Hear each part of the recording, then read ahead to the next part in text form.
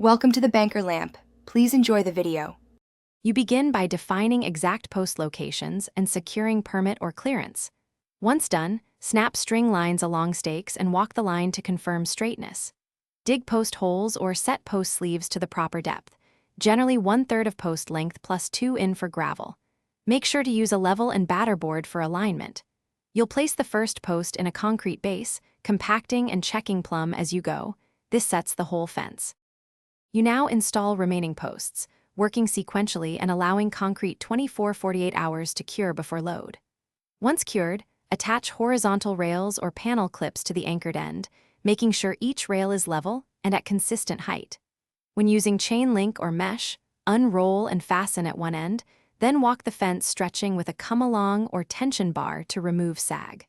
Make sure to secure tension bands and caps. This ensures rigidity and prevents panel movement over time. You complete the fence by cutting excess material, capping posts, and installing gate hardware. Test the gate several times to ensure smooth swing and proper latch engagement.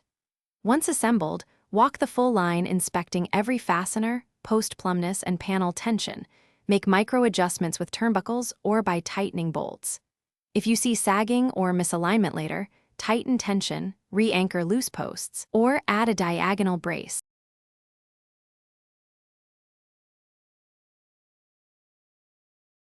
Thanks for watching. If this was helpful, leave a like and consider subscribing. See you next time.